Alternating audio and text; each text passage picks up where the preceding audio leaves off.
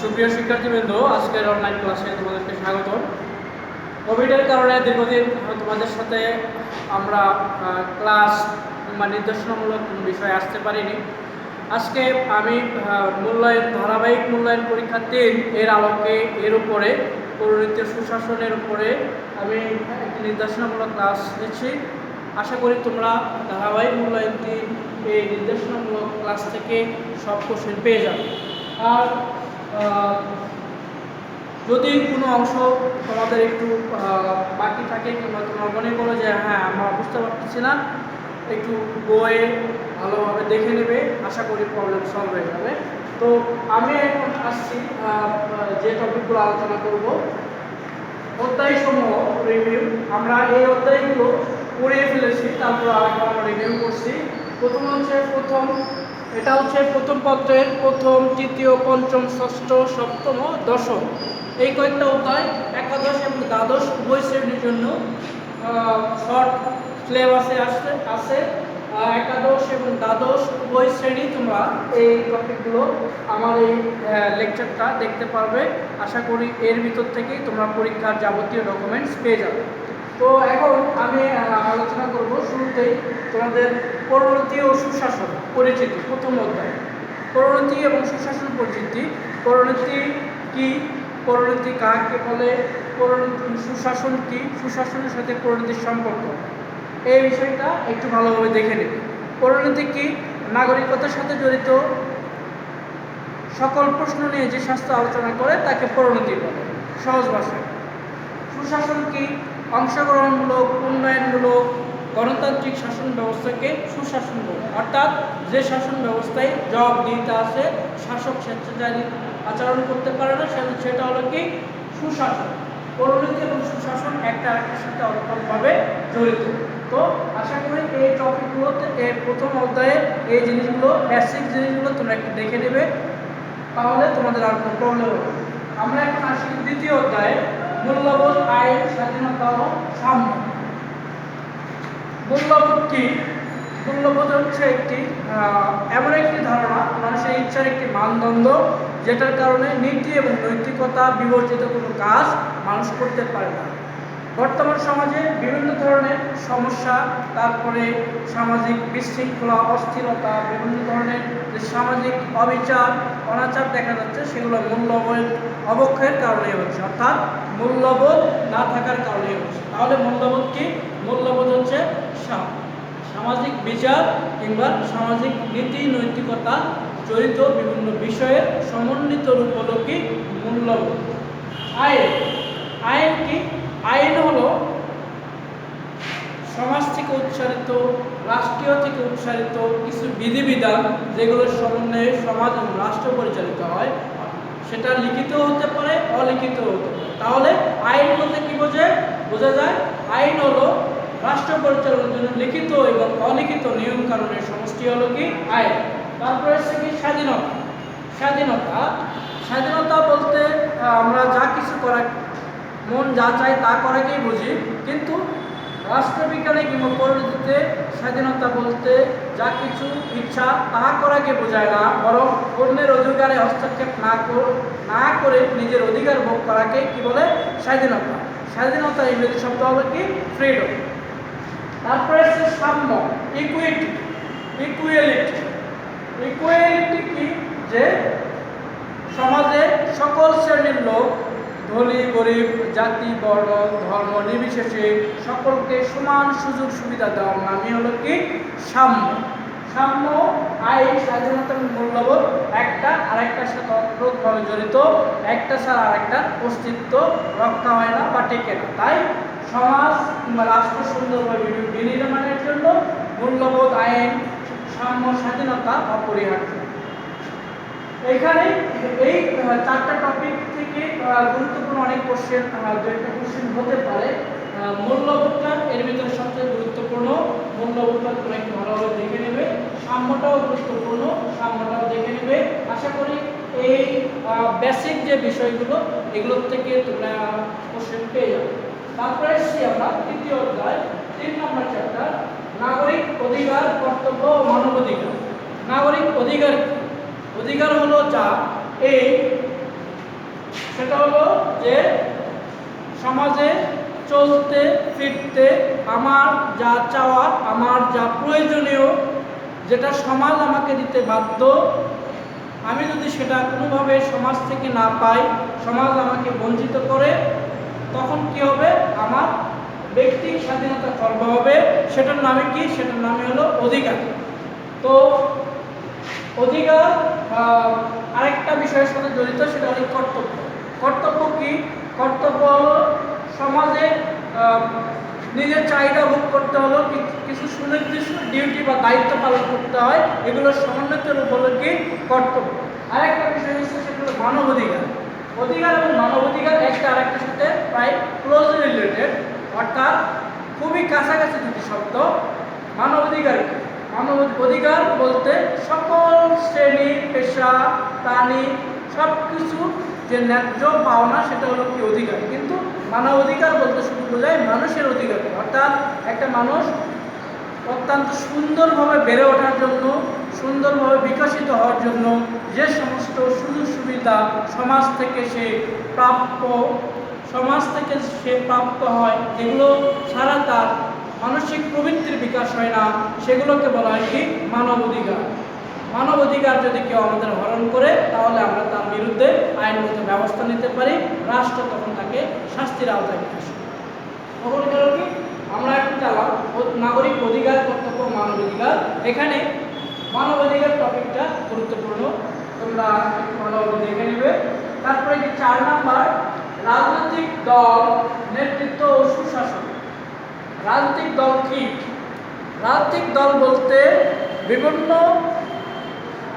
সংগঠনের সমন্বিত রূপ বোঝায়, অর্থাৎ একটি রাজনৈতিক দলে বিভিন্ন গ্রুপ থাকতে পারে, বিভিন্ন গোষ্ঠী থাকতে পারে। এই সমস্ত বিভিন্ন গ্রুপ কিংবা গোষ্ঠী যখন একটা নির্দিষ্ট লক্ষ্যকে সামনে রেখে তাদের উদ্দেশ্য চরিতার্থ করতে যায় এবং রাজনৈতিকভাবে সংগঠিত হয়, তখন তাদেরকে কী বলা হয়? রাজনৈতিক দল বলা হয়। তো রাজনৈতিক দল সম্পর্কে বিভিন্ন রাষ্ট্রবিজ্ঞানী বইয়ে অনেক ধরনের সংজ্ঞা প্রদান করেছে। যে সংজ্ঞাটি তোমাদের কাছে সবচেয়ে সহজ এবং সুন্দর মনে হবে, তোমরা সেটা একটু করে ফেলবে। নেতৃত্ব। নেতৃত্ব কি? নেতৃত্ব ইংরেজি শব্দ হচ্ছে লিডারশিপ, অর্থাৎ নেতৃত্ব হচ্ছে এই যে এমন ব্যক্তি যে তার কথা, চাল চলন, ওঠা বসা, আচার আচরণে সমাজের অন্য 10 জন লোককে প্রভাবিত করে এবং তার যে ইচ্ছা সে অন্য 10 জনকে দিয়ে সেটা বাস্তবায়ন করার চেষ্টা করে। এটার নামই হলো কি? নেতৃত্ব বা লিডারশিপ। আর সুশাসন। নেতৃত্ব ও সুশাসন। সুশাসন শব্দটা কিংবা নেতৃত্ব যখন শব্দটা আসবে, তখন এই দুটো শব্দ চলে আসবে, নেতৃত্ব ও সুশাসন। সুশাসন কি? এর আগেই আমি বলেছি সুশাসন কি। সুশাসন হলো সমাজের ভালো শাসন, অর্থাৎ উন্নয়নমূলক, অংশগ্রহণমূলক গণতান্ত্রিক শাসন হলো সুশাসন। রাজনৈতিক দল, নেতৃত্ব ও সুশাসন একটা আরেকটার সাথে গেঁথে আছে, অর্থাৎ একটা ছাড়া আরেকটা পসিবল নয়। তো এখানে রাজনৈতিক দল গুরুত্বপূর্ণ, সুশাসনটাও গুরুত্বপূর্ণ। এই দুটো টপিক তোমরা বইয়ে একটু ভালোভাবে দেখে নেবে। 5 নম্বর, সরকার কাঠামো। সরকার কাঠামো কি? সরকার কাঠামো হচ্ছে, আমরা সরকার কাঠামো জানতে চাইলে প্রথমেই আমাদের জানতে হবে সরকার কি। সরকার হচ্ছে রাষ্ট্রের মুখপত্র, যার মাধ্যমে রাষ্ট্রীয় ইচ্ছা অনিচ্ছা বাস্তবায়িত হয়। যিনি রাষ্ট্রের সকল কার্যক্রম পরিচালনা করে থাকেন, তিনি হলো কি? সরকার। অর্থাৎ রাষ্ট্রে চৌকিদার থেকে শুরু করে প্রধানমন্ত্রী পর্যন্ত সরকারি কাজকর্মে যারা রিলেটেড কিংবা জড়িত, যাদের কার্যক্রমের মাধ্যমে রাষ্ট্র পরিচালিত হয় সুন্দর সঠিকভাবে, তাদের সমন্বিত রূপই হলো কি? সরকার। এখন সরকার কাঠামো, অর্থাৎ আমরা এই সংজ্ঞার ভিতরে কিন্তু পেয়ে গেলাম যে প্রধানমন্ত্রী থেকে শুরু করে চৌকিদার পর্যন্ত, অর্থাৎ এই যে বৃহৎ একটা এরিয়া, এর সমন্বিত রূপ হলো কি? সরকার। তাহলে এর ভিতরে অনেক লোক আছে, অনেক ফাংশন আছে, অনেক প্রতিষ্ঠান আছে, এইগুলো সমন্বিত রূপে হলো কি? সরকার কাঠামো। অর্থাৎ একটি সরকারে অনেক ধরনের প্রতিষ্ঠান থাকতে পারে, অনেক ব্যক্তি থাকতে পারে। তো সরকার কাঠামোতে আমরা বিভিন্ন বিষয়ে আলোচনা করে থাকি। এককেন্দ্রিক সরকার, যুক্তরাষ্ট্রীয় সরকার, তারপরে গণতান্ত্রিক সরকার, রাজতান্ত্রিক সরকার, এই বিভিন্ন ধরনের সরকার ব্যবস্থা সম্পর্কে আমরা আলোচনা করে থাকি। তো এই সরকার কাঠামোতে এই বিভিন্ন প্রকারের ভিতরে যুক্তরাষ্ট্রের সরকার ব্যবস্থা একটু ভালোভাবে দেখে নিই। তারপরে হচ্ছে কি দেশপ্রেম ও জাতীয়তা। দেশপ্রেম কি?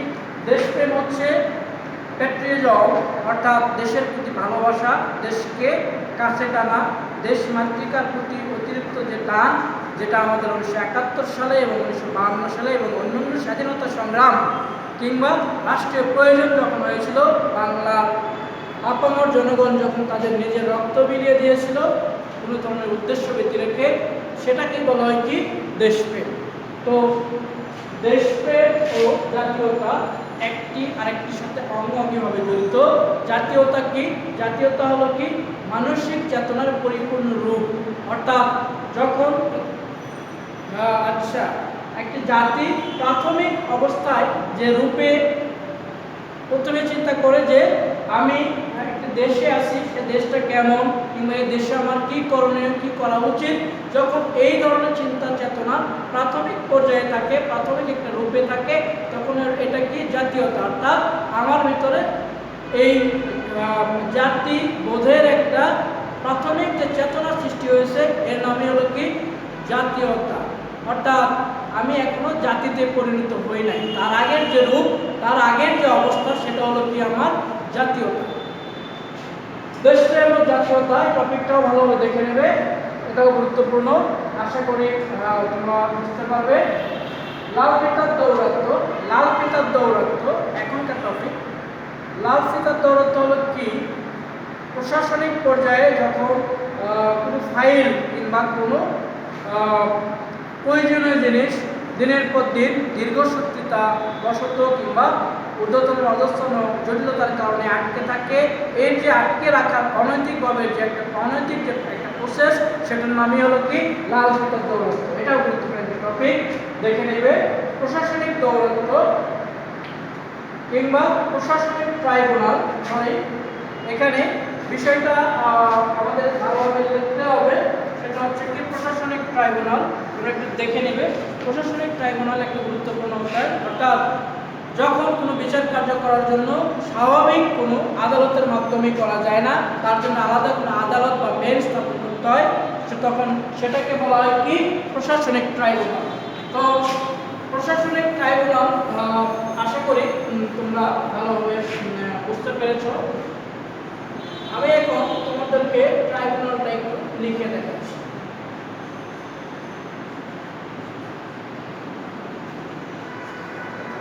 ট্রাইব্যুনাল, প্রশাসনিক ট্রাইব্যুনাল গেল।